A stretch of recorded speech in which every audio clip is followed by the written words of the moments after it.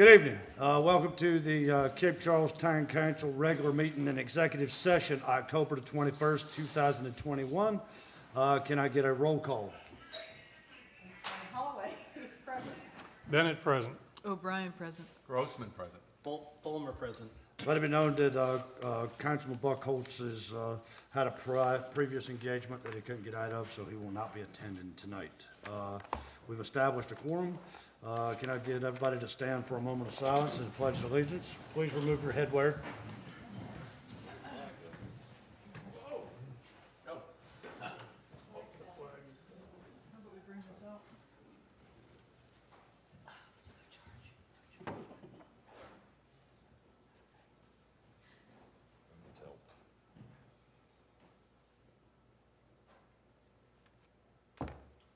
I pledge allegiance to the flag of the United States of America and to the republic for which it stands, one nation, under God, indivisible, with liberty and justice for all.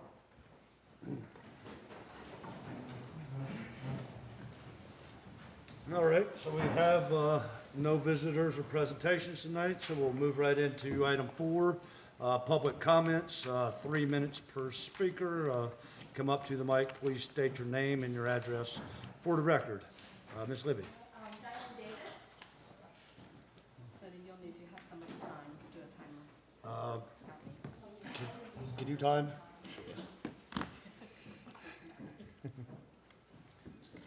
Don't start till she starts talking.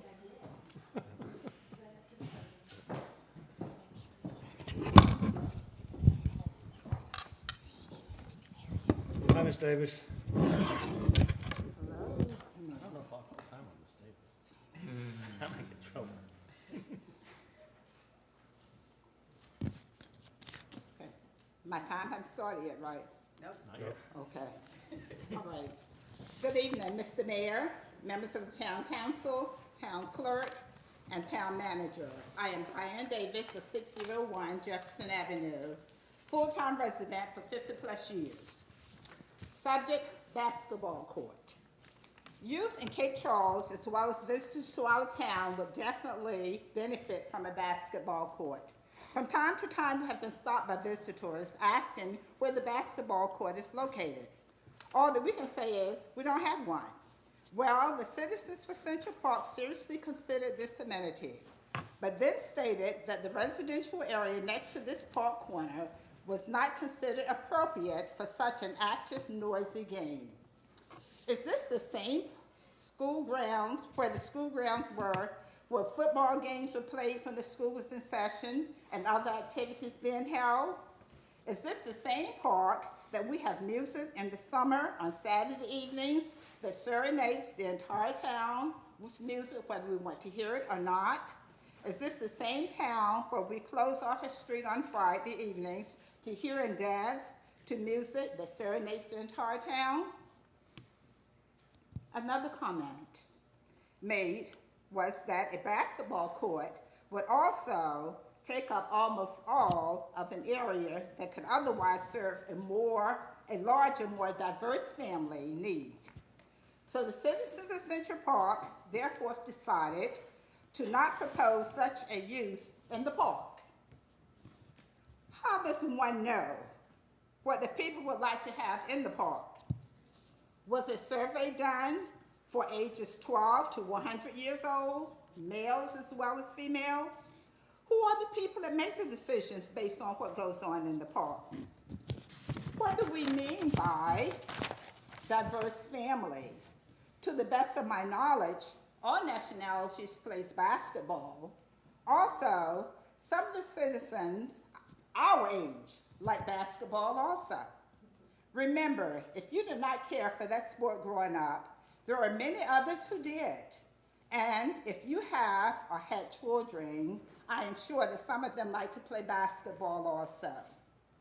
Therefore, members of the council, with all the space in the park, please consider a basketball court for our youth as well as others.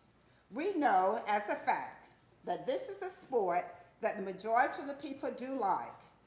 We also know that there are sports that older people enjoy that maybe the younger ones do not. Let us work together so that we will all have an enjoyable park. Thank you. Thank you, Ms. Davis. 2 seconds to spare.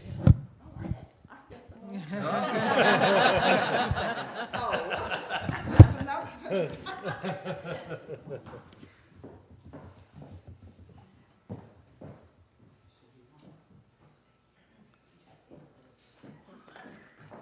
Oh, I'm sorry. In addition to a list of some persons who have said they're interested in the park, they all come from all different areas, Coast Guard, boys, girls, older people. Thank you. Rich Berger. Actually, this is about the library pack. You're on the agenda, so we'll ask you to talk later. Bill Burkett.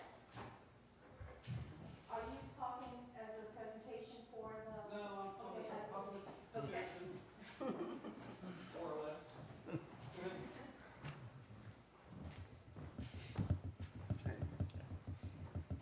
How you doing, Mr. Burkett? Hello, Mayor Dice. Hello, all. So I'm Bill Burkett. 210 Tazewell Avenue. I'm also Vice Chair of Citizens for Central Park. I'm just here to express my support for the Citizens for Central Park proposal for the family games area. And I want to thank the council for its past support of the many projects that Citizens for Central Park has partnered with the town on, and particularly near and dear to my heart, the summer concert program. So thank you very much. Thank you, Mr. Burkett. William Knight.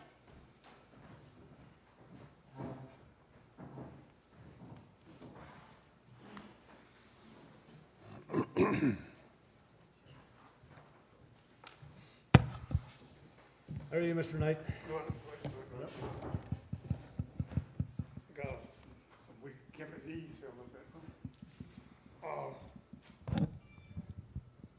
Good afternoon, good evening. Everybody hear me? Mr. Mayor, members of the Common Council. I'm here, I support Diane's proposal. As you can remember, I presented a proposal to the council about multi-use of the basketball court some months ago. But I'm here on a different topic tonight. My concern is the beach, our beloved beach.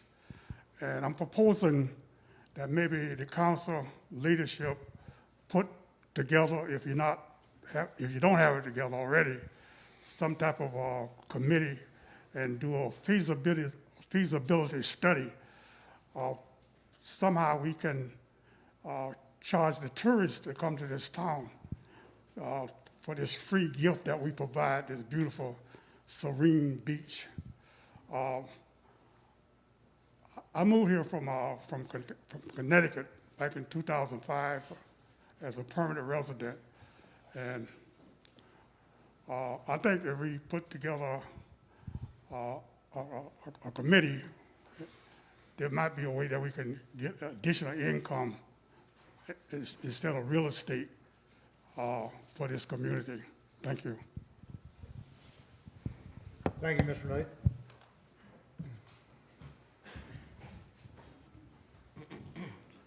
Clayton Newman.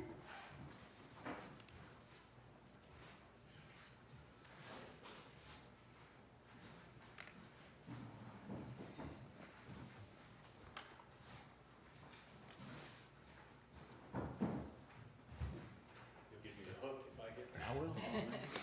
Good evening, Mr. Newman. Good evening. My name is Clayton Newman. I live at 10 Randolph Avenue. I've spoken to many council members individually about this issue, as well as to John more times than I'm sure he's cared to hear from me, but I did want to appear tonight and just add my name to a list of many people who've expressed serious concern about the clamming operation and Mr. Kemp's property on Mason. My wife, Lisa, and I have been coming to Cape Charles since the early 90s when my mother moved to what was a sleepy little town here in the Bay. And over the next 10 years, we kind of fell in love with this place and finally built our own house next door to her in 2005. And spent almost every summer here and a lot of time in between over the last almost 30 years. And I've been working my tail off to get here full time. I say all that to you to give you some context because I want you to know that when we moved here in July of 2020 full time, I was not surprised to find a working harbor in my backyard. I understand and appreciate the role that the harbor plays in this town and that it probably wouldn't be here without the harbor. But that said, there's a huge difference between what should be allowed to happen in the harbor and what's happening and how it's happening right now. This morning, 4 a.m., we've got a parade of refrigerated semis, multiple forklifts with backup alarms, the infamous boom crane that revs up to lift every one of those cages of clams out of those ships and slam them on the deck to be loaded into those trucks. And it goes on for hours, and I apologize, I'm trembling because I don't sleep. And I never thought this was the future that I've been trying to get to. So,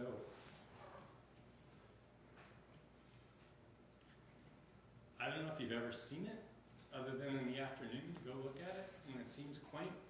My good friends who were born and raised in this town say, well, that's what we always did in there, and that's the way it used to be. And I understand the nostalgia, but I guarantee it wasn't being done like this. And I implore you to elevate this on what I know is already an overwhelming list of priorities for the council and for the town. But there's got to be a way forward from that. Because it's not just me, it's ruining people's lives down there, seriously. Come over for a cocktail one night at 2 a.m.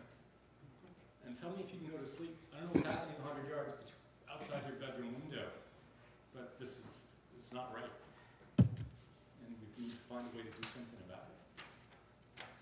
That's not really what I said, but you're welcome. Thank you for your time. Thank you. Thank you. Thank you, Mr. Clayton.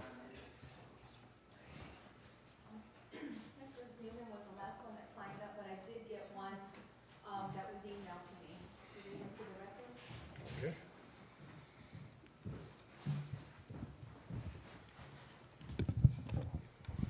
This is from Aaron Foster at 125 Strawberry Street. It says, Dear council members, I am writing concerning the proposal to remove seat belts from golf carts. I think the idea of doing this is quite frankly absurd. Children or adults falling out of a golf cart is much riskier scenario in Cape Charles, where carts are used primarily on roads. I cannot imagine rollovers being an issue where most carts go 19 miles per hour max. This is more of a concern on hilly golf courses, etc. Falling out and hitting one's head on an asphalt road is a huge concern. Our family has been affected personally by a friend's daughter that fell off the back of a golf cart onto asphalt and suffered a traumatic brain injury. It would be irresponsible for the board to vote to remove seatbelts from golf carts. We reside in a town where these are rented daily by families, and the injuries that could ensue if seatbelts were not required could be horrible. Please consider voting no to this very selfish and absurd proposal. Thank you, Ms. Libby.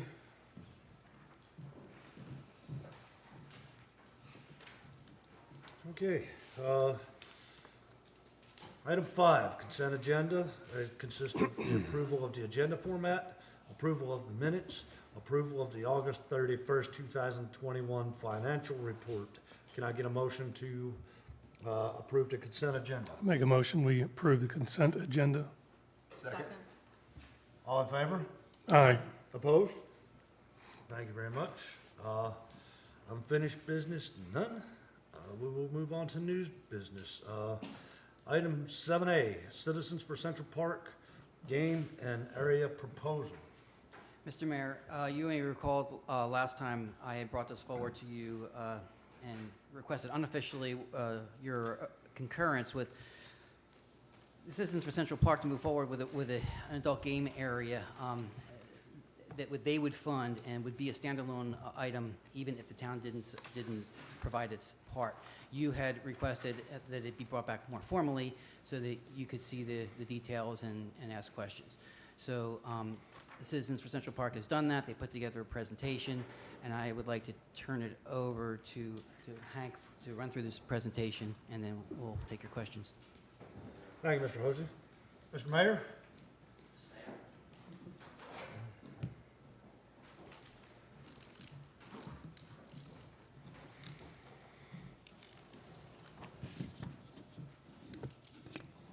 Good evening. Citizens for Central Park has submitted for your considerations plans to add one large and several smaller children's activities to the Cape Kids Playground in Central Park and create a new family games area in the southeast corner. The total estimated cost of this project is about $37,000, of which CCP is proposing to pay for $31,000 of it, and we're asking the town to fund about $6,000 in the fiscal year 2023 budget. I think most of you are familiar with who CCP is and what we've done, but in your presentation that you have, the first 2 pages give you a little bit of the history, a little bit of the background of who we are, what we've done, what we do. Paul and Maria Henderson of Charlottesville donated $10,000 over the past 2 years for improvements to the Cape Kids Playground. We've made a few improvements like the zip line and the Gaga ball pit, and are proposing to use the balance of their funds and funds from our margarita sales to install a large climbing wall and 2 smaller sensory type units in the 50 by 20 foot area towards the entrance, as you see on the overhead. The total cost of these units is about $10,000, all of which would be paid for by CCP. As the overhead indicated, we've identified 2 or 3 other areas in the playground where additional units could be installed, additional improvements could be made in the park in the future. We believe that the park's 5 acres are in use sometime, most all of the 5 acres are in use sometime during the year, except for the southeast corner on Plum Street, bordered by the south by the Tazewell Avenue backyard alley, and north by the park's restrooms. The usable area is about 75 feet by 75 feet, with the land sloping towards the west as part of the park's stormwater retention design. We would like to create a family game area with shade trees, benches, and picnic tables in this corner. We believe that horseshoes, cornhole games, and chess checker games have the greatest family interest and would be the easiest for the town to maintain. The cornhole games and the chess checker sets are made of concrete so that they can't disappear and hopefully won't be damaged. And they'll sit on concrete pads in order to reduce wear and tear on the grass. We would plant 11 trees of varying size for shade and stormwater purposes, and scatter picnic tables and 80-inch oak park benches around 4 family use. Total estimated cost of this project is $27,000, which we've divided into 2 phases, with CCP paying for the installation this fall of everything except the horseshoes, a few benches by the horseshoes, and a fence along Plum Street, which we're asking the town to fund in next year's budget. We looked at the possible use of this area for a half-court basketball game area, which is roughly 42 feet by 50 feet, but didn't feel that the residential areas next to this park corner was appropriate for such an active, noisy game. In addition, a basketball court would take up, as the drawing shows, almost all of the area that could otherwise be used for a more diverse family game area. On the positive side, I understand that the town is discussing a multi-purpose recreational area with the county, which could meet this community need. CCP would like your approval of our proposed improvements to the playground and the park, and concurrence with our moving forward this fall with those areas that we would fund. Thank you. Thank you, Mr. Mayor. And Mr. Mayor, staff concurs with the recommendation. We have a You say recommendation. that again, the staff concurs with the recommendation? Staff, yes, staff is recommending approval of the design concept and allowing CCP to move forward with their portion of this project immediately. And how have you evaluated then the basketball court potential? We agree with CCP's position that the basketball court would be better developed somewhere else. Like where? Is there any ongoing discussions relative to a location?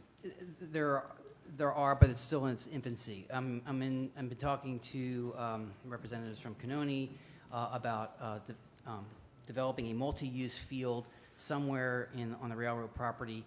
There's a group interested in potentially resurrecting the Little League field, not for Little League specifically, but for a multi-use recreational field that could be used for baseball, soccer, basketball, something in that nature. So that's where I'm focusing right now, and that would seem to be a more appropriate area for a recreational field like this. Well, I'll just say, I have a basketball court in the backyard of the Baptist church right across the street from me. And kids utilize that to the degree that it's not used for other purposes. And I can't say it's totally deserved. Is it noisy? Yeah, it's kids running around. No different from people in the park and playing on the playground or in the tennis courts or what have you that goes on there. So the consideration of the location of this and the disturbance of neighbors, to me, is not warranted as a reason for not considering this. Now, if you're telling me that there's a high likelihood of creating this elsewhere, that's fine. But if it's just pie in the sky, I would not say high likelihood. I'm saying I'm in the infancy of discussions regarding it. So I would not put a percentage probability on its success, only that I'm working towards that end. So do like 1 to 3 years, 3 to 5 years, 3 to 6 months? What sort of time frame? I hope to know whether or not this is possible within the next 6 to 9 months. Mike? Oh, sorry. No, I mean, I agree with Paul on the argument about it being near the residential not convincing, and with Ms. Davis. But it also occurs to me that I think in about 6 weeks or so, we are going to be putting out a community survey as we look towards updating our strategic plan.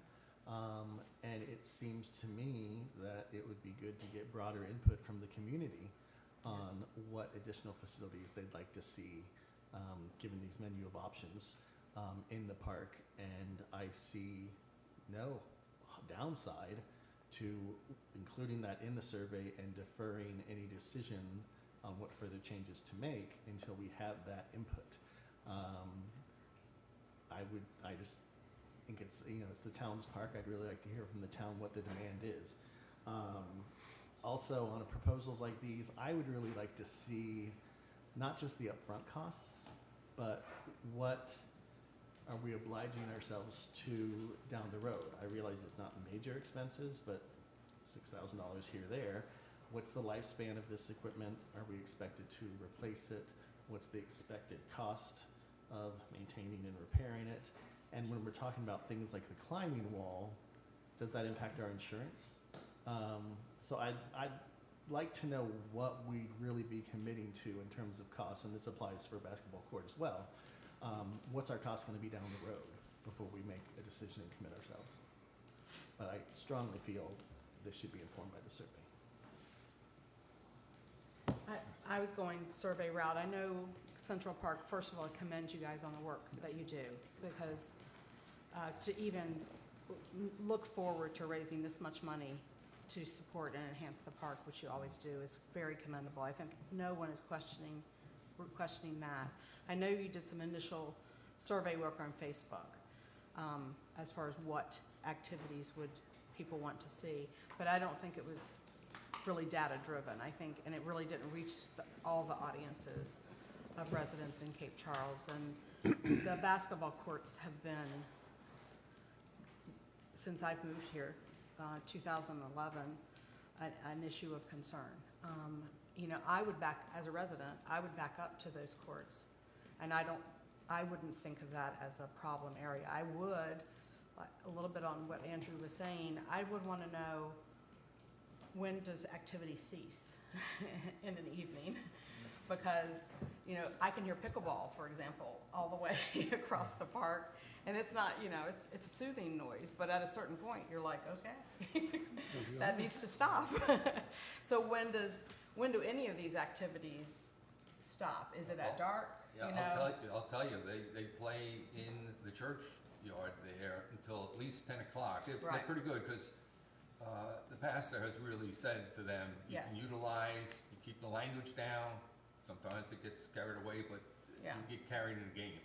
Right. But 10 o'clock, they typically will knock off. Occasionally, they'll actually line up their cars in the alley in order to cast light onto the basketball court and continue playing even well after. But that is a rare occurrence. I think for any of the activities, we need some level of what's our community standard of acceptance. Like, for example, the concerts end at 9, and they're required to end at 9 because it's a shared residential space around it.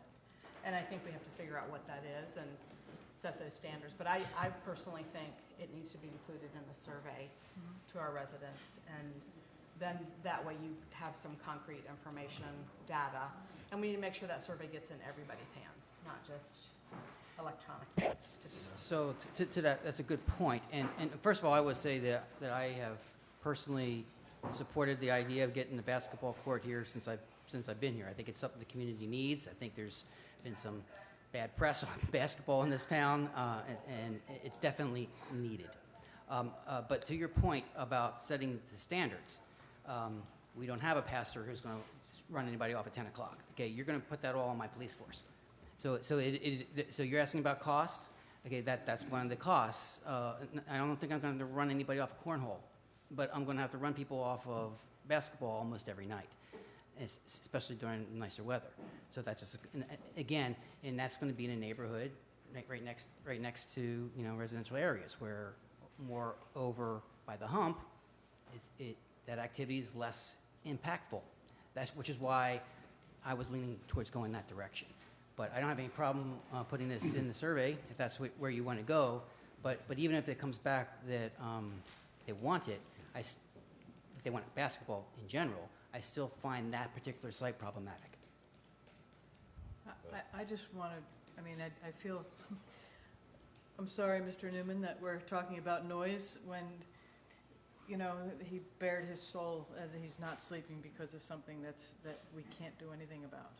So I feel uncomfortable that we're talking about noise when this gentleman has clearly been shaken by the clamming operation.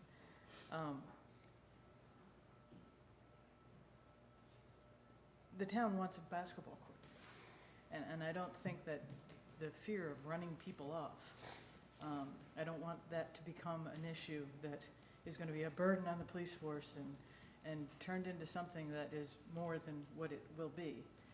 There's cornhole at the shanty, there's cornhole in my backyard, there's cornhole everywhere in this town. I just don't see people saying, let's go to the park and play cornhole. They're not going to. And cornhole can be just as loud as basketball. Yeah. Right? So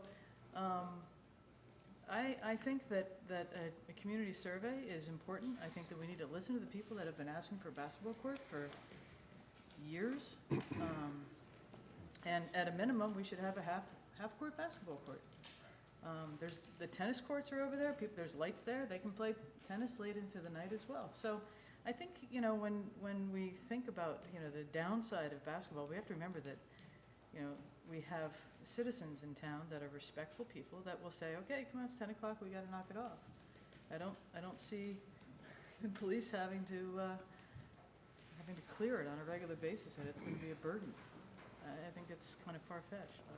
We had a basketball court in the past, and I think it was closed primarily because of issues that required police attention.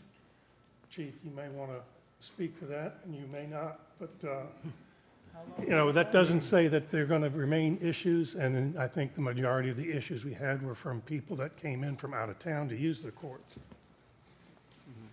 which is, you know, going to happen again.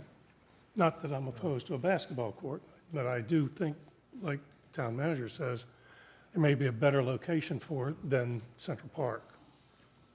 Well, I'd like to say, as a kid that played a lot of basketball growing up, I think the town needs a basketball court. Well, I've been working here since 2005. I've heard it, and I know the reasons. It was just like you said.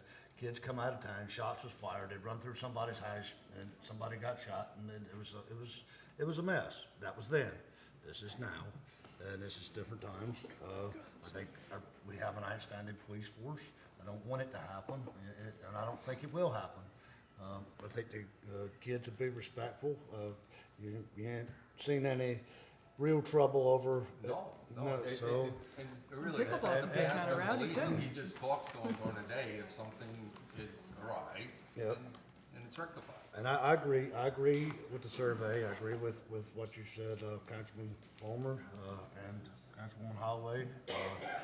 Whether it's at the park or over at the other area, it don't matter, I would like to see a basketball court time sooner rather than later.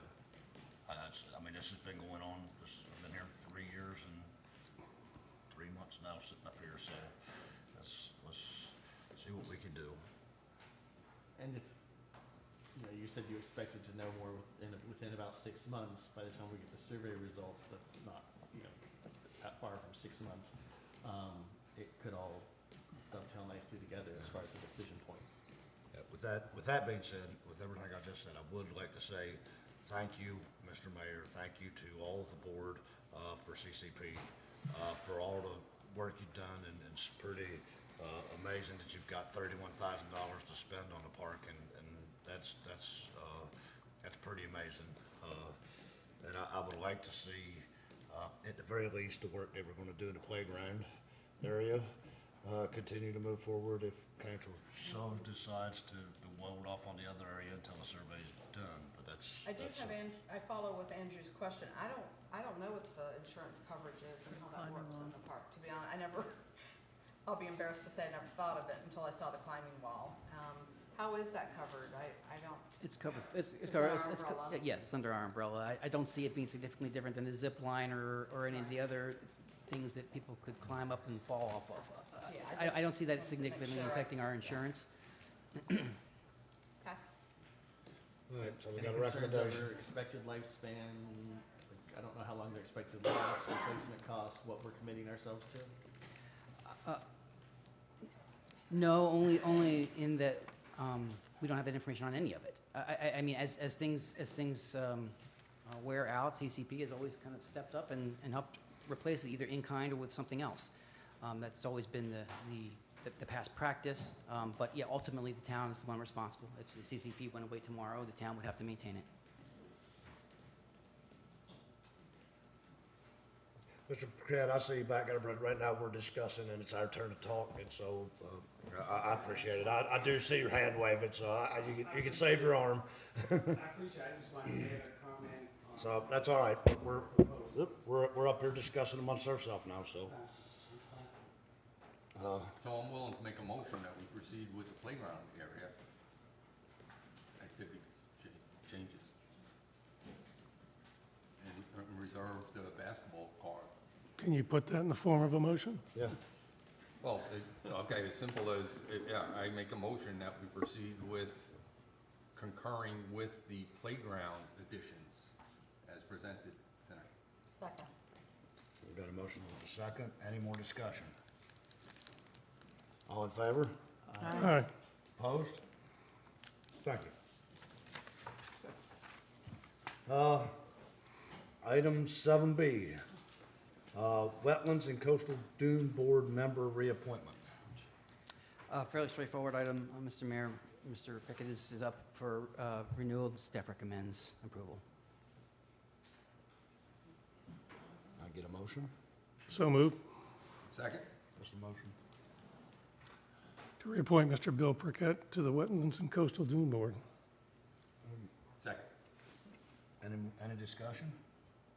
All in favor? Aye. Opposed? Aye. Thank you, Bill. Thank you, Bill. Yep, thank you, Bill. Item C, World War I Memorial Plaque relocation in Cape Charles Memorial Library. This again was another item you requested be brought forward, and I apologize I didn't have all the history on this before. This happened before my time here. At issue here is that the World War I plaque was originally at the beginning at the front of the library. The library board has voted to move it from there to another location in the library. Council took exception to that, and so I'm bringing it back for your discussion, and staff's here to speak to that.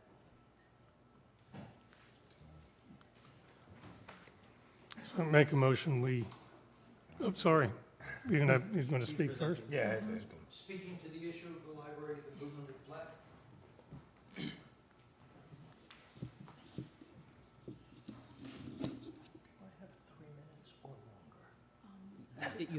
You have as much time as you need. Okay, well, I limited my remarks to 3 minutes, thinking I was public comment, so we'll be brief.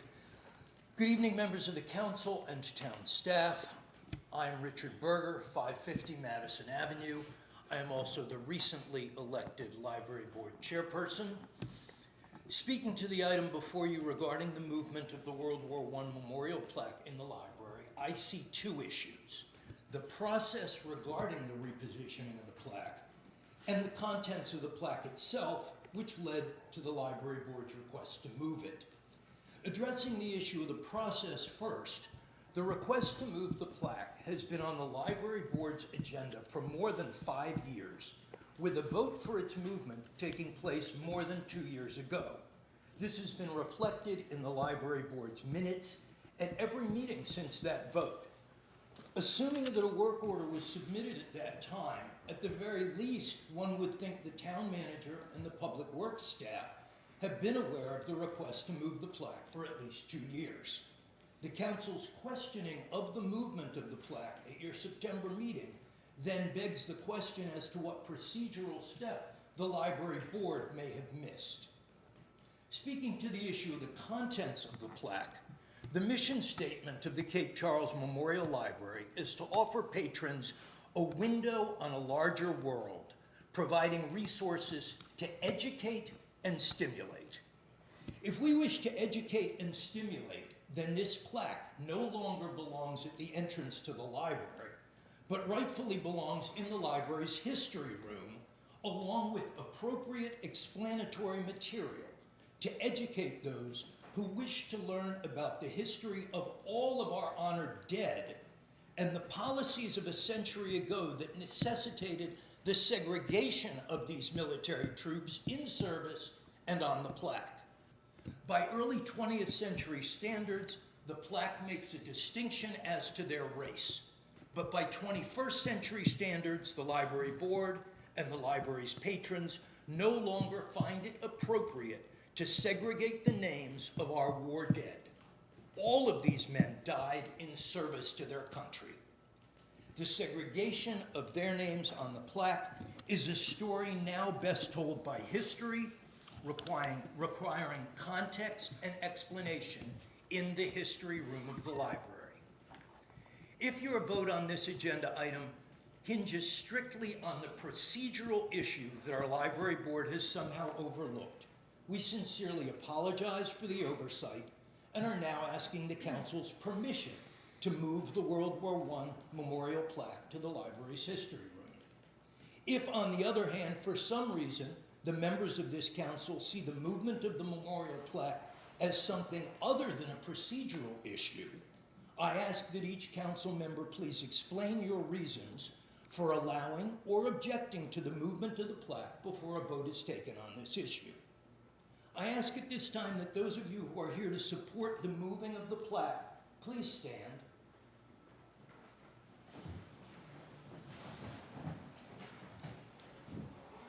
Thank you very much.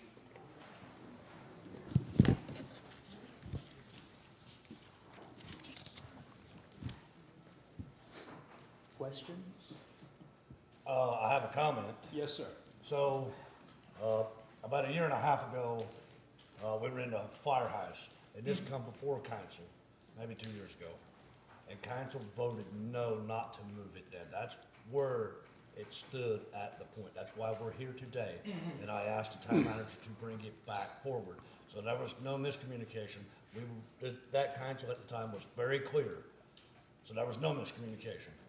So that's why we're here right now.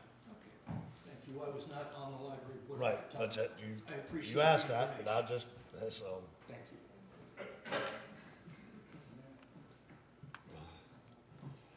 Mr. Godwin?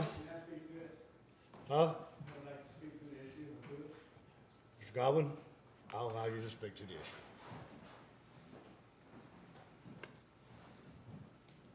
The mayor and honorable mayor and council presence. I was asked to come here tonight. Wasn't asked to speak, but I come to you from another perspective. Not where this plaque is located, but I have a little story. You see, where this, back when I was about 12, I used to sit in the doorway next to the library, and I was folding my papers. I was a paper boy. And when I was folding my papers, I said, I'm going to read what's in that paper. And I read about those persons in the war. And I kept up with them every day. This is in the Korean. How many people died today? What hill they were on? Then, how many enemies were killed? And then, I stayed on long enough to go and be a member and watch the Vietnam War. I saw them move. I saw the same thing. I watched, I kept up with the rules and what they were doing. And, you know, being in the funeral business, my parents were, we saw a lot of boxes come and railroad of my friends and people that I knew. World War I, World War II, Korea, Vietnam. And so I saw all of this. And it took a great effect on me. Watched them. And then I go to the cemetery just about every day. And so I see my people, friends. I have a grandfather out there in the 10th Cavalry, colored soldiers. I visit many of the cemeteries around, and I see the 10th Cavalry. They're not mentioned there. They're not mentioned there. 9th and 10th. Had an uncle, fought in the service in Texas, and down in Galveston, Texas he was in. And then he later went on to Europe. Had a son who was a Buffalo soldier. He was one of the newer ones. And he revived that an old group out of Washington, D.C., and he got it going again. So I have a grandfather, two grandfathers, 10th Cavalry. Then there were others who fought. My son, who's in the, later on, was in the Navy. Desert Storm, he was there. And you know, even more importantly, I wanted to be in the service. I wanted to go. I wanted to serve my country. But circumstances would not allow it. And so I ended up on the draft board. 30 years I was a member of the draft board.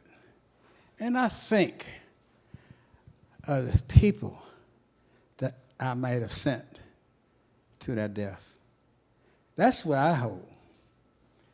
And I know you have the World War II and World War to think about and where you want to put this plaque. Whatever you do with that plaque is not satisfactory for me. I want us to go back into the history. As I say, I go to the cemetery and I look at all those monuments. I want us to find a way, and I know and I believe that all of y'all have the knowledge along with the help. And I'm not blaming anybody for doing what or not, but I want you, along with my help, to consider,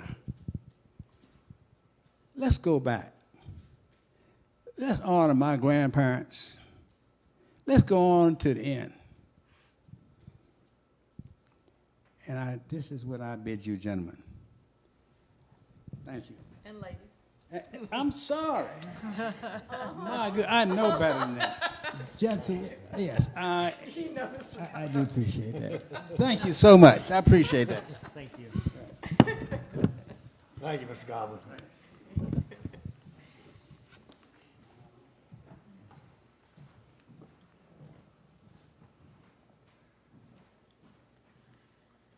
Staff recommendation? Staff recommends following the library board's recommendation, which is to move the plaque to the history room. I move that we support the library board's recommendation on the moving of the plaque. I Second. Discussion.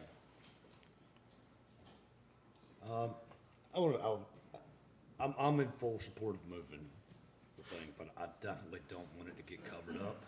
It's a part of Cape Charles history.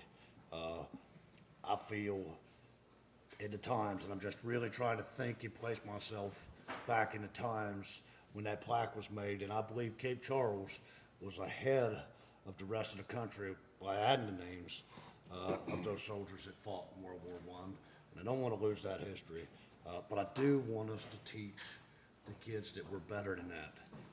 I don't want it to go away. I want it to be a teaching tool. And I'm not opposed of adding another plaque with all the names in alphabetical order. And I'm sure Andy sent me an email earlier today, and I don't know where it's at, but that's pretty much what he said as well. If we wanted to put a plaque out front, to put all of the names in alphabetical order and not to separate them by color. So we've got the actual names out front, and if they want to look at the history of the original plaque, it can be in the history room, but I would prefer for it not to be covered up, and I want it to be used as a teaching, to teach our kids as how far Cape Charles was probably ahead of the standards for that era, and how far we've come today as a country as a whole. So my name's associated with this, I'm not sure why, but so I feel obligated to continue with the recollection of what happened when the library board asked to move it prior, and it was not into the history room, it was into the vault, and it was to be shrouded and only viewed upon request.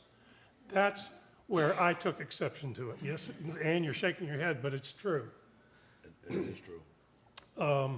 That's why I took exception to it. I look at the plaque differently. I'm big on history. I see everybody's name as names. They're all heroes. I said that night. You can go back and look at the record. I also made the suggestion, if it was that objectionable, that we should melt it down, recast it with the names in alphabetical order. I prefer not to do that now because of its historical value and because of the fact that it's going to be used as a teaching aid and not covered up in a vault where you have to ask to see it because you'd never know it was there. So that is the full history of why we're here tonight talking about this.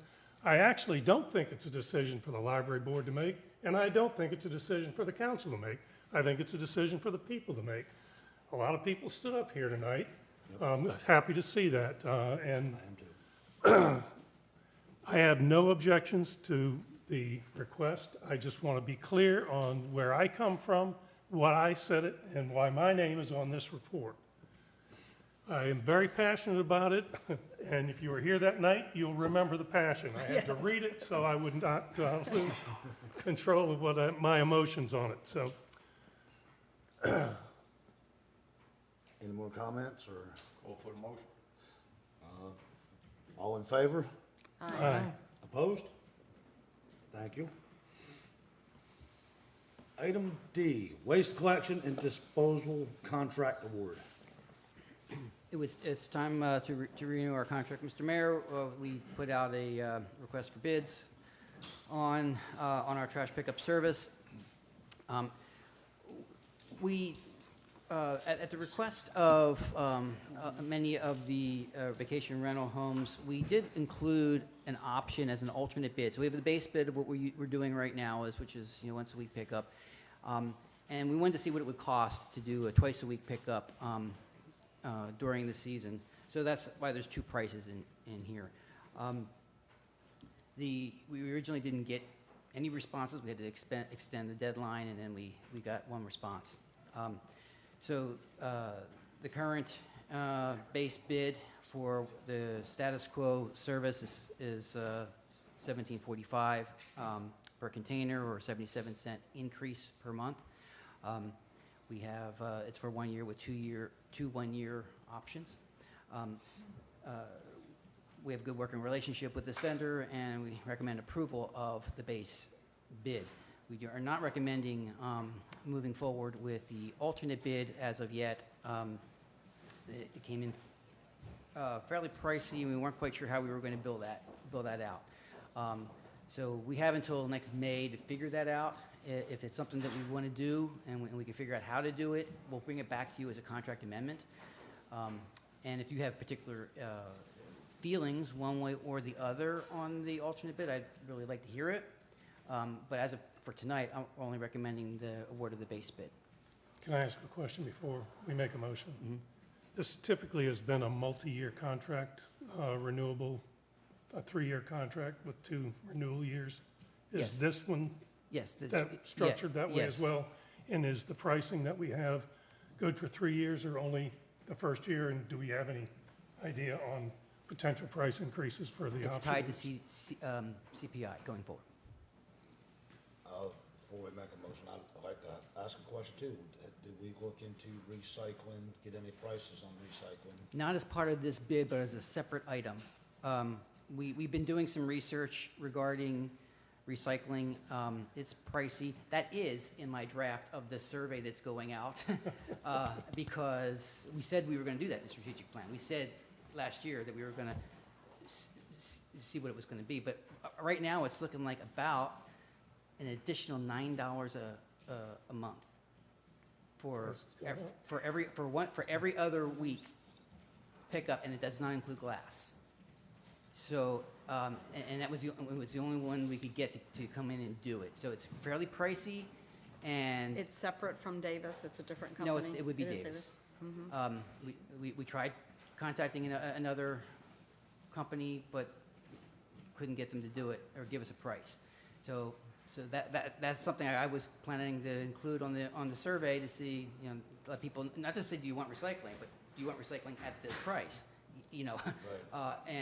And do we know, I know one of the things last time was, it was all or nothing, like Yes. everybody would have to do it? Yes.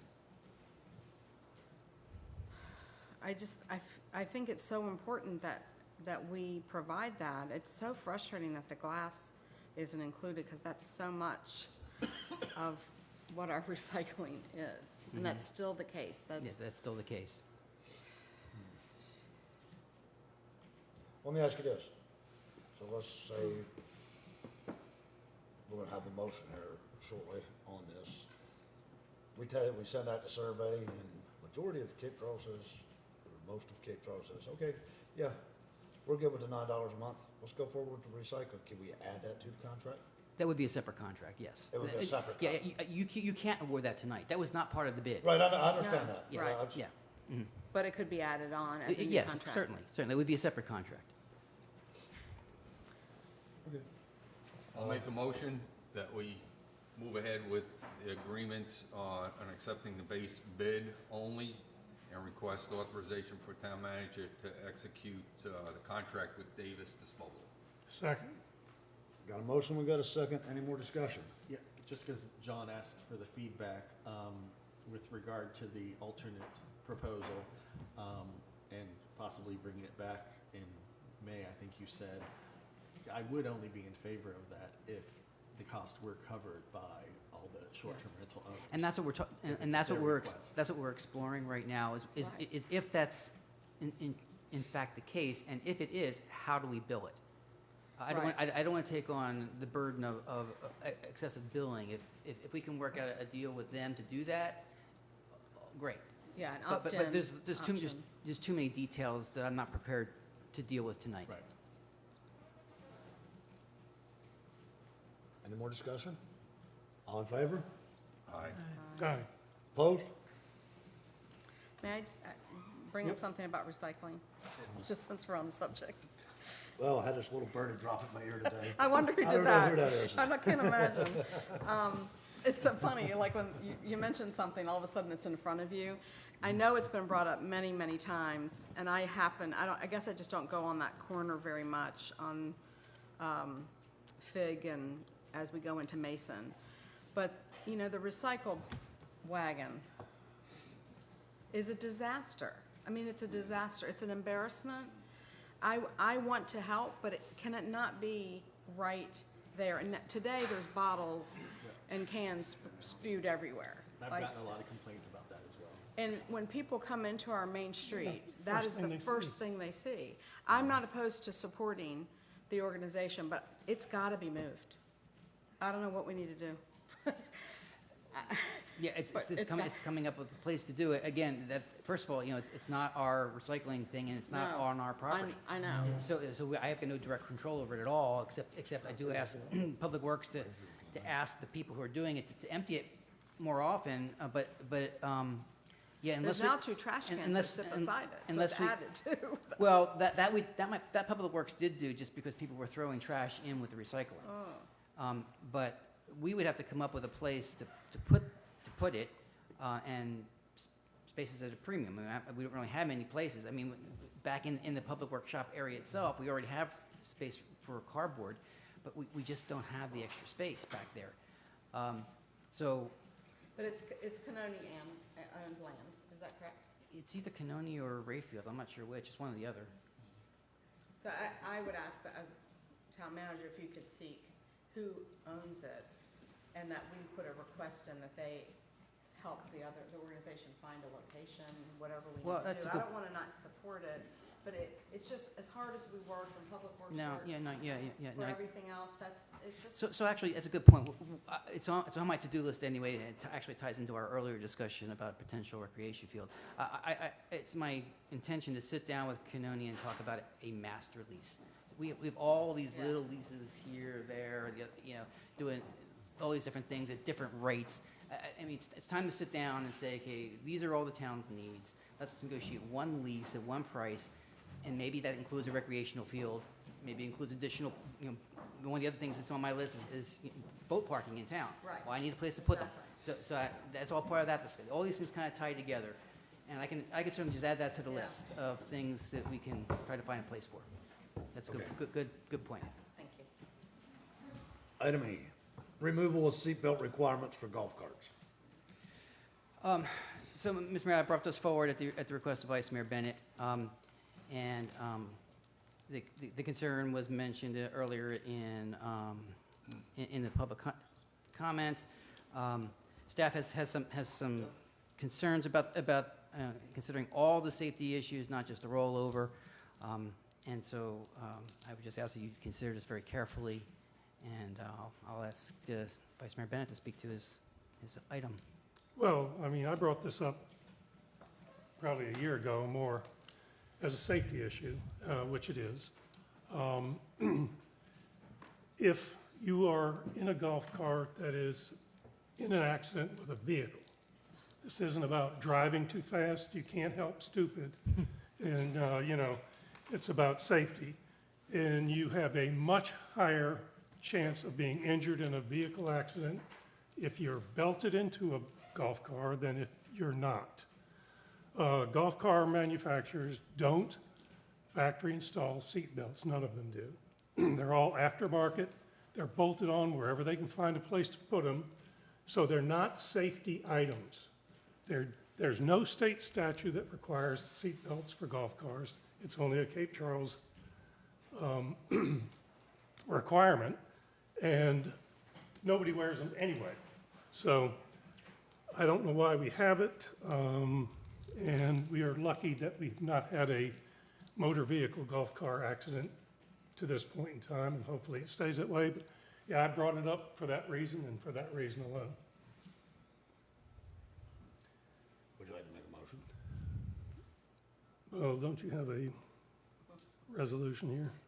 The ordinance necessary Ordinance. to do this is attached. So the motion would be to adopt the resolution, adopt the ordinance. Make a motion to adopt ordinance 2021-1021. We have a motion. I get a second.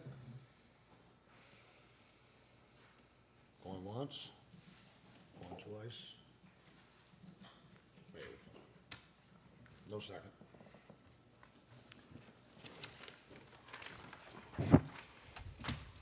All right, town manager comments. So, Mr. Mayor, what I'd like to do is make reference to the item that we just dealt with. I would like to raise a larger issue with the council, and that a month ago or so ago, we updated all of the council's procedures. And there's one procedure that's missing, and I've already spoken to my Vice Mayor Bennett. He knows this is nothing personal against him. It's a procedural issue that I wish to deal with as manager to council.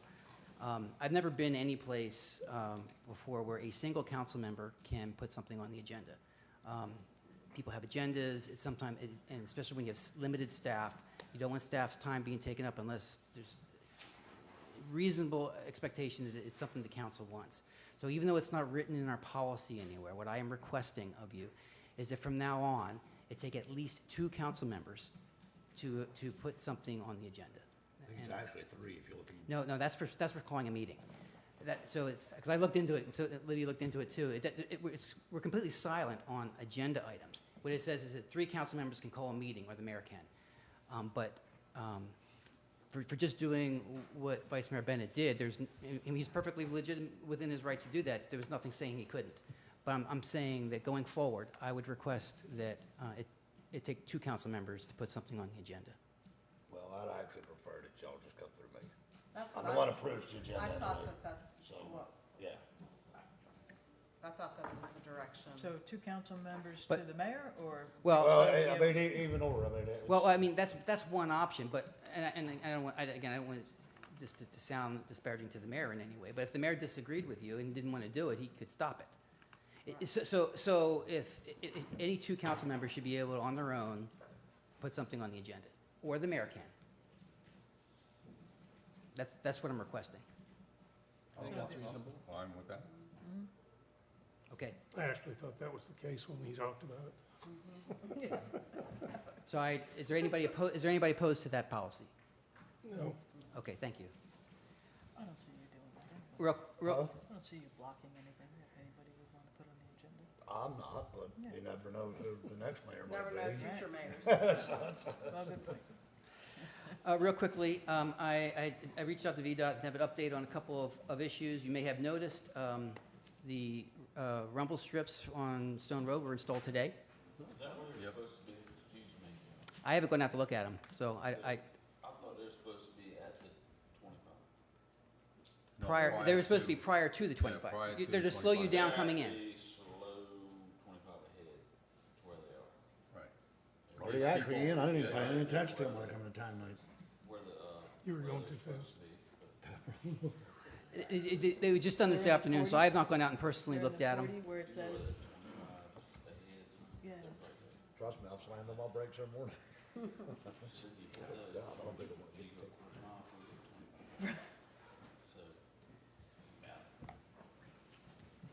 That's where they are.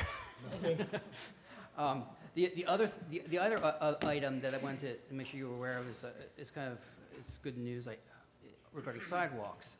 We've been after VDOT for a long time to repair sidewalks in town. Very expensive endeavor. They have actually signed a contract with a vendor to come into town and deal with all the tripping hazards. Not going to be replacing sidewalks, we're going to be grinding down anything that's more than a half an inch tall townwide. So that's a good thing. So a lot of the safety issues that we've been concerned about should be dealt with. Now, pending weather and manpower issues, they're hoping to have that done by Thanksgiving. And that's a VDOT direct? VDOT, it's a VDOT contract Right, okay. that they're doing. And how are they going to be identified? Like, who's going to identify where these places are? Because there's some in some obscure residential streets.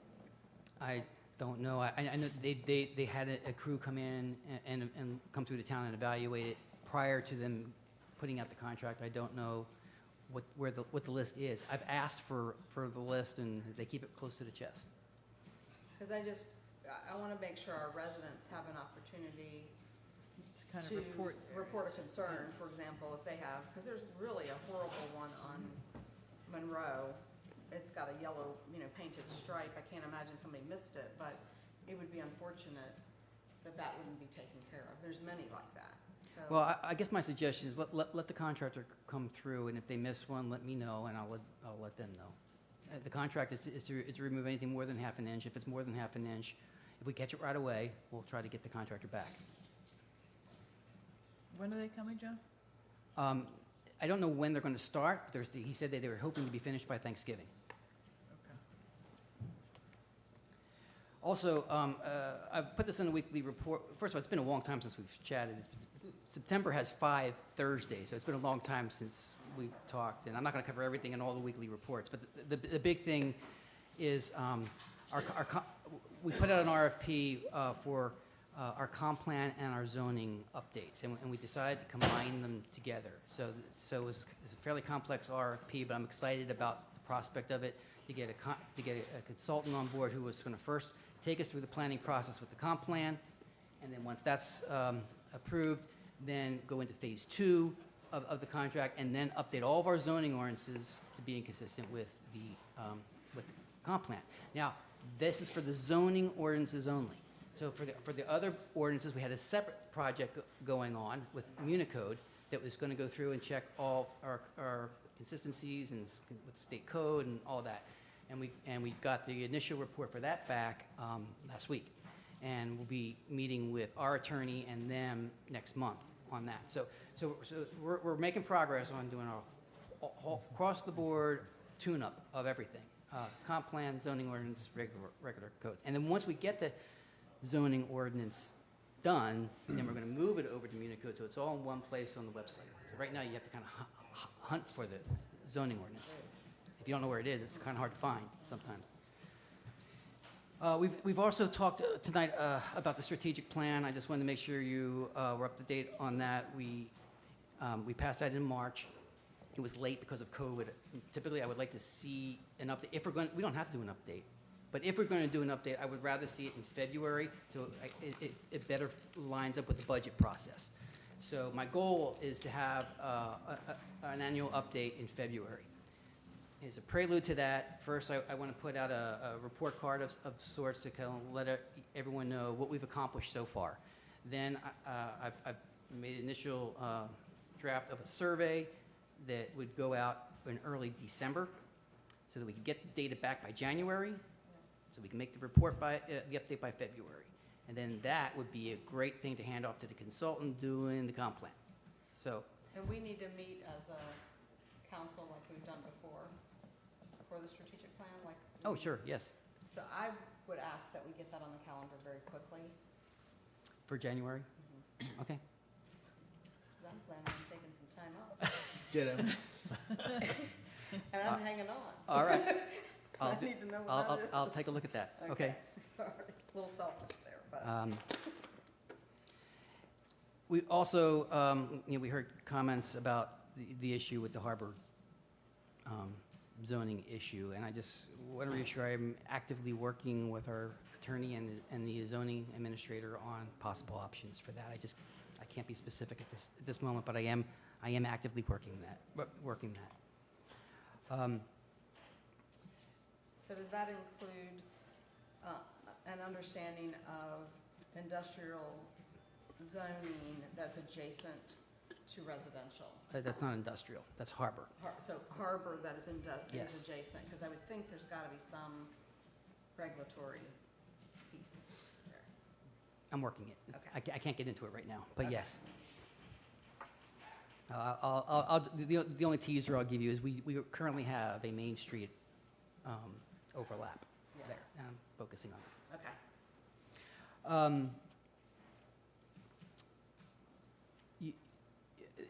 You may have heard, we had an incident last week with regard to an unauthorized demolition. I don't want to get into the details other than to say that we've met with the individuals involved. There was mistakes made. It was enforced to the maximum extent of the law, and we're moving forward. However, what became painfully obvious in this process is we need more tools in our toolbox if this happens again. What we have at our disposal is not sufficient to provide the flexibility and the deterrent we need. So I'm working with the zoning administrator now to find out what we might need to do. Unfortunately, it may not be something we can do ourselves. It's something we may need a General Assembly support on.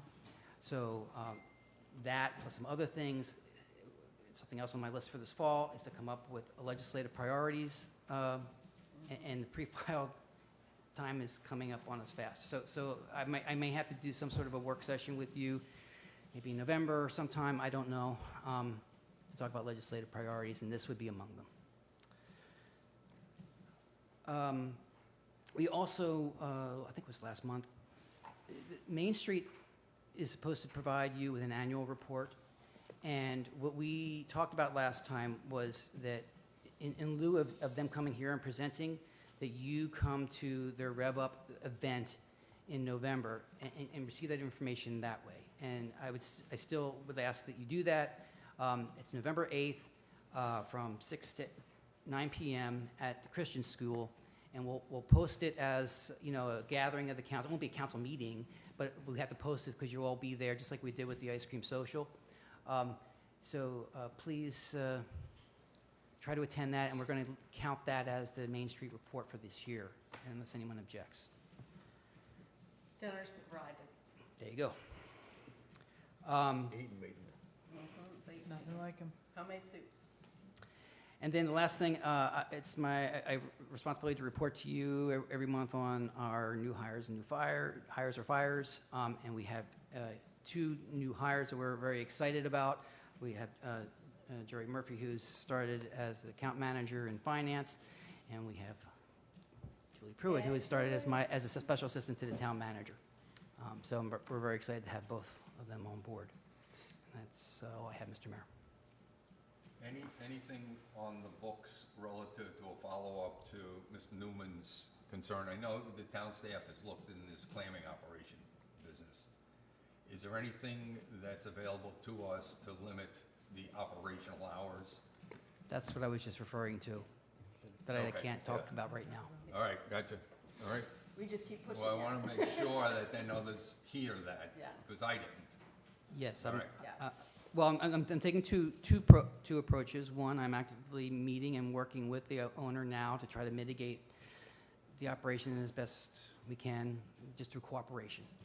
But I'm also working on another approach. Okay, And thank I you. would encourage all of us to listen to Mr. Newman's 4 a.m. recording. And if that was at your home, it would make a big difference. So we've heard you. And others, but you had video evidence of 4 I told him to bring that forward. Yes. That's potent stuff. Yeah, right, yeah. That it? That's it, Mr. Mayor. All right, Mr. Fulmer? Just a couple things, just to reiterate, I guess, and further encourage John on some of the things he said. One, with regard to the tools in our toolbox on addressing these issues.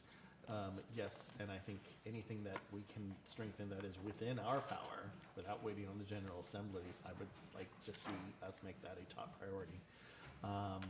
And yes, thank you, Mr. Newman. Because I live on Mason Avenue and I am not as close, so I don't hear sort of all the banging and all, but I do know that most nights, last night past midnight, I heard some trucks going by. At least one was very loud and definitely exceeding the speed limit.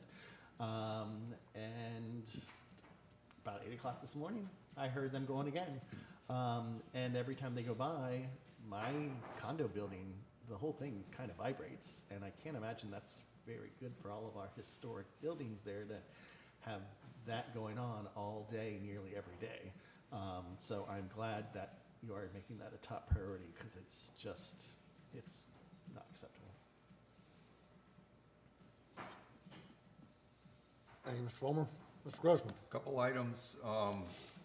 We'll be seeing shortly conditional use permits for accessory dwelling units.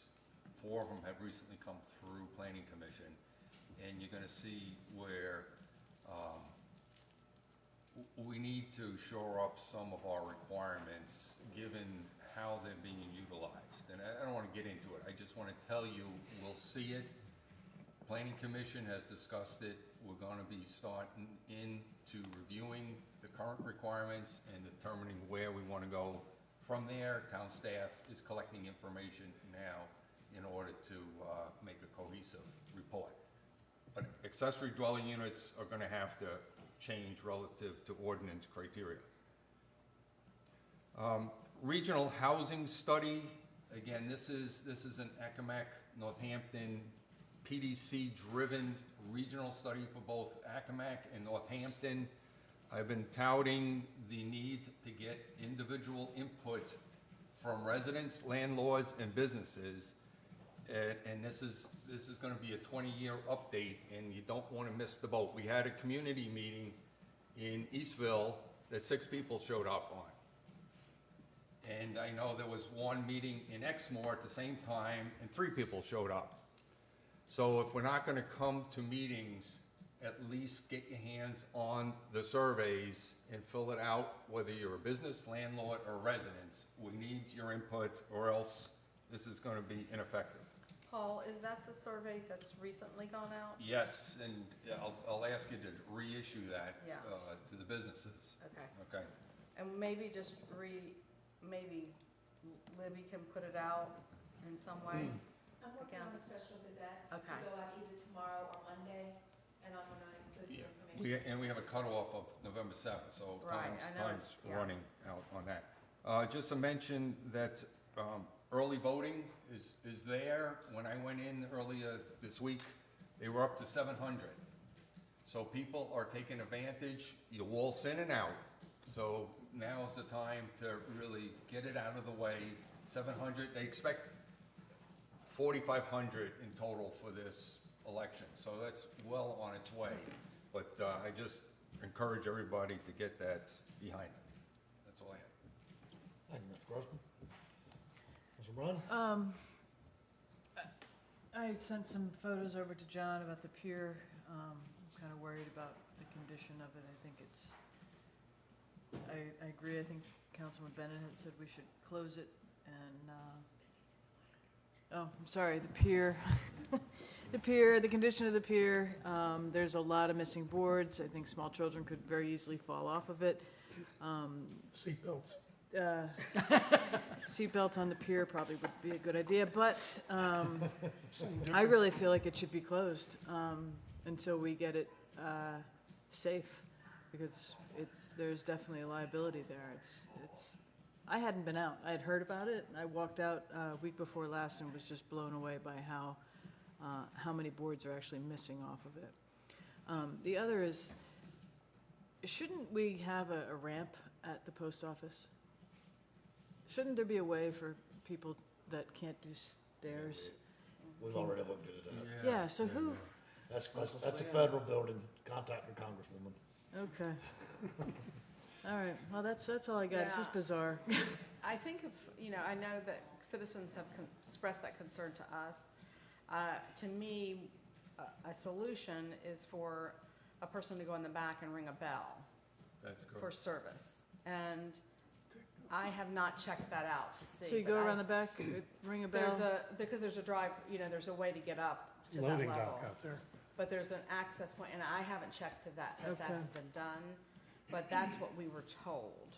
And I apologize, I have not followed up. But Okay. that's, to me, what the solution is in a historic federal building. Yeah. Yeah, and when I met last year with Congressman Gloria, I actually brought it up when we had our meeting right here, so, to look into it, so. Okay. Yeah. Yes, Mayor Bennett. So Paul, with regard to accessory dwelling units, if I look at the minutes from the planning commission meetings, will I get enough information so that I have an idea what you're talking about? Or, are you gonna provide something to the council before we receive these things Well, for action? We'll get them for public, we have to set up for council separate public hearings, so that will eventually come to us shortly. I was surprised it wasn't here tonight, but that will. That will explain where you're That going will with have, that the will ordinance have a change? report, yeah, and you'll come to the conclusion when you hear the stories of how some of them are being used or abused, then you're I gonna. have no doubt. Yeah. Okay, and the only other thing is, you had mentioned, John, the potential of a November work session, but I'll be out of town the week of the 2nd of November, so I won't be available for that. And I would actually like to have the work session prior or after the regular meeting, if that's possible, in November. After is Thanksgiving, so, On a No, I particular, mean, on the same day. oh, So that's an Eaton meeting? Make it all one Oh, week. I got you. That is not what you said. Just so you know, but we get it now. Can't you understand what words it said. coming out of my mouth? I got you, but it took a little That bit. is not what So you would like on November 18th to have a, The work Work session session be as all well as included that. in that. The 8th or the 18th? That would be an Eaton The rev up is the meeting. 18th? no, No, rev he's- up is 8. no, he's eight. talking- That's what I thought you were Yeah. saying. no, he's saying in addition to the regular meeting, have a work session On the 8th. on the 18th. Oh, 18th, the regular town council. Sorry, I thought you were saying the same night as the rev up. All right. Thank you for clearing that up there. You're welcome. I want to thank Public Works and the staff for doing such an amazing job with communication on the street cleaning. It takes a lot to keep everyone abreast, and in comparison to what has happened in years past, it is incredible, and I know it must be incredibly frustrating. So I just wanted to acknowledge. Thank you. That, the hand-delivered notices, the alerts that Libby put, everything, it was just completely professionally done, and I think our citizens were well informed, even though there was lots of changes. Yes, well, thank you for that. Yes, really. Unfortunately, the state equipment kept breaking down. Yes, exactly. Um, But it was just communicated really well, all the way around. And also, just so everyone knows, we did not want it done now. We had requested, and I was led to believe we would get mid-November, not mid-October. Yeah. So we were very disappointed when it came in October, and many residents have mentioned that to us. And the point being, we don't control when that equipment comes. No. so easier for them to do it before the leaves fall. Right. Yeah, yes, it is. Yeah. Right. A So, lot less work, right? so I thought about that, we had that wind come through the other night, and I was driving in, I said, they just swept streets, look at all the leaves coming out of the trees. So we will reengage next year to try and get it pushed further back into November 1, more opportunity for leaves to get down, and also be a lot closer to First Fridays, Yes. or Festive Fridays, Yeah. sorry. I just wanted to update, I know everyone is very aware of workforce issues. At the Eastern Shore Virginia Tourism Meeting and the Northampton County Infrastructure Grant Committee, I brought it up because I think that we are we do a lot for tourism and marketing. And we're market, but we can't hold anymore. You know, we're at capacity in our workforce. And Main Street's already identified that. You know, we don't, I think it's very misleading that people think that we're like trying to drive people here more and more and more in the summer. Shoulder months, yes, to keep our businesses going. But I've never felt that Virginia Tourism and the Eastern Shore Tourism Commission was paying attention to workforce. So I really pushed it this week, and I've got a lot of good people talking about it. And not that there's solutions, but I just think we need the whole shore regionally together to talk through some of the things. And I know Main Street's already, Cape Charles Main Street's already working in that direction, but I know the PDC is doing it as well. So why do we have two groups? You know, we need to work together and kind of work with the community college and the high school and all of those things. But I don't think our town can survive it much longer. You know, yes, it has a little bit to do with the pandemic. We were already at this a year ago, 2 years ago.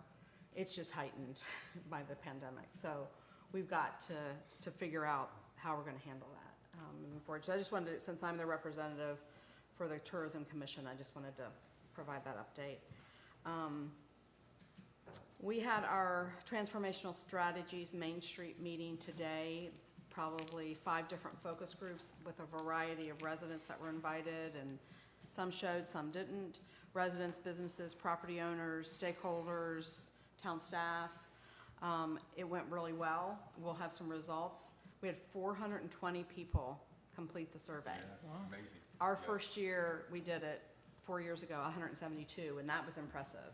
So it's incredible that people really took the time to do that. So everybody will be able to see those results and kind of know some of the things moving forward. And then my last question is, do we have any update on planting at the preserve? Like what Precast was going to do in planting? I haven't gotten over there, so I apologize if it's No, done. no, but they originally said it would be the last quarter of this year or first quarter of next year. Basically over the winter at some point during their off season. So, no, I have not heard anything more than that. It hasn't. That window is just barely opening right now. Right. Planting's not really good in the first quarter. No. They're not planting. They're not planting. Okay. They're not planting. They're installing a wall. Okay, well, that's different. It was at some point a wall and planting. Well, So it's they just were going to gone put some to a wall. vines on the wall after it's done, Okay. but that's Okay, done got easily it. and quickly. Yeah. It's putting the wall up that was the bigger project, and that Got it. was the last quarter, first quarter. I get timeframe. it. Thank you. That's it. I don't have a whole lot. I do want to thank, again, CCP. I just think that I meant what I said earlier. That's pretty impressive, the funds that you've all raised. So thank you, and thank you for the job you've done on the park. So thank you all. I'd like to thank everybody for coming tonight and standing up and speaking. It means a lot to me, actually. It really does. And I would really like to see more people come to the meetings. Everything we do in this town, every little thing we do, the decisions we make affect everybody. They affect everybody here, one way or the other. You might not think so, directly or indirectly, it affects you. So I would like to see more citizens here. I'd like to see a packed room, every meeting we have. But I do appreciate everybody that's come out tonight. I do appreciate the work, as Tammy had said earlier, that Public Works has done, not just for the street sweeping, but throughout the summer. I have got so many compliments on how clean our town is, and I know we, as the people that live here, we see the stuff. The people that come here, they don't see what we see, and we get the compliments. So hats off to the Public Works crew, and all the people, everybody, the police department, our whole staff has done an outstanding job this year. So this summer, and it ain't over yet. I'm talking like it's over now, but so, which is good. Other than that, I really don't have a whole lot. I've got a couple announcements. November the 2nd, 2021, town offices closed for election day. I'm not running. November the 4th, there's a council seat up for. Somebody is. November the 4th, town council work session if needed. That's not needed, right? It's Not Steve's right now. birthday, and he said he'd really like to have a meeting. That's what he just told me. That's something Libby puts on every Right. time. No, I don't have any, I don't know that I'll have anything ready by then. We'd have to have a work session. I don't know that it'll be ready by then. Yeah. November the 11th, 2021, town offices closed in observance of Veterans Day. And November the 18th, 2021, town council regular meeting. That being said, And work session. huh? And work. And work session. That being said, can I get a motion to go into closed session, Code of Virginia 2.2-3711, paragraph 28, discussion or consideration of information subject to exclusion in subdivision 11 of 2.2-3705.6. And that reads, 11B, subdivision 11B reads, information provided by a private entity to be responsible, to be a responsible public entity pursuant of the provisions in the Public-Private Education Facilities and Infrastructure Act of 2002, PPEA, and disclosure of such information would reveal, one, trade secrets of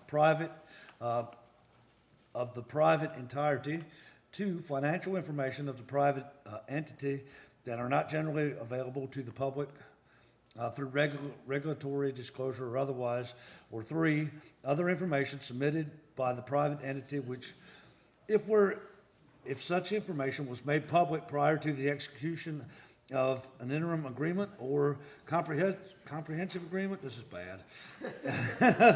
The financial interest of bargaining position of the public or private entity would be adversely affected.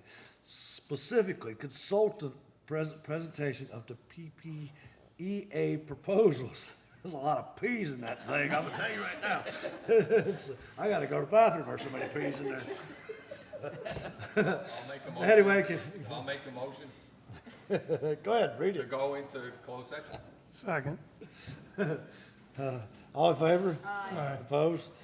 Let's take 10 minutes while requesting all members of the public to leave the room. We will invite you back after the meeting.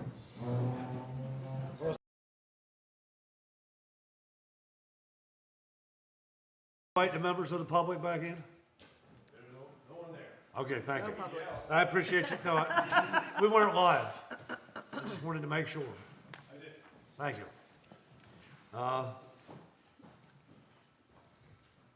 Can I get a motion to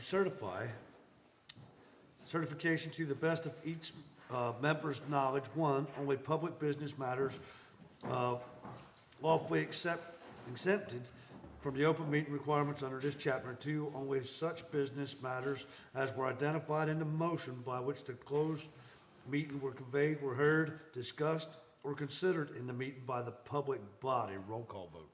Holloway, yes. Bennett, yes. O'Brien, yes. Grossman, yes. Fulmer, yes. Let me know it was unanimous. Can I get a motion? Was I supposed to have a motion to come back? I've done this back. Can I get a motion to go into open session? So moved. Second. All in favor? Aye. Now you gotta read it again.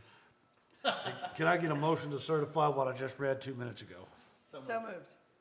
No, just say yes. It's got a roll call Yes. vote. Oh, Holloway, yes. Bennett, yes. O'Brien, yes. Grossman, yes. We're just messing this all up. Can I get a motion, only somebody been doing buy it me for 3 supper, I'm years. hungry. Can I get a motion to adjourn? So moved. Second. All in favor? Aye. Opposed?